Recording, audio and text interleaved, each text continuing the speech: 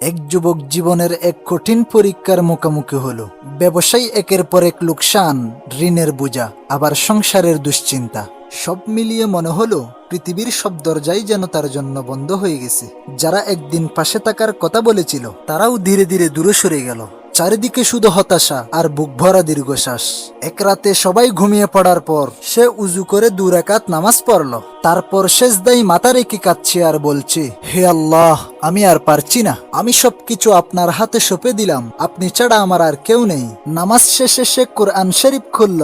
তখনই তার চোখ পড়ল এই মহান আয়াতে, বিসমিল্লাহির রহমানির রহিম, ওয়ামান ইয়াতাওয়াক্কাল আলাল্লাহি ফাহুয়া হাসবুহ। আর যে আল্লাহর উপর তাওয়াক্কুল করে তিনিই তার জন্য যথেষ্ট।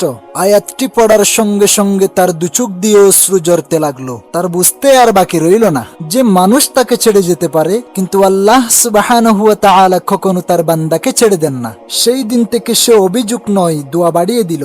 হতাশা নয়, তাওয়াক্কুলকে আঁকড়ে ধরলো। কয়েকদিন পর তার জীবনের কঠিন সময়গুলো কেটে যেতে শুরু করলো। আল্লাহ সুবহানাহু ওয়া তাআলা এমন ভাবে রিজিকের ব্যবস্থা করে দিলেন যা সে কখনো কল্পনাও করেনি। তখন সে বুঝতে পারলো যে আমার রব্বে কারীমের ফয়সালা দেরি হতে পারে, কিন্তু তা কখনো ভুল হয় না।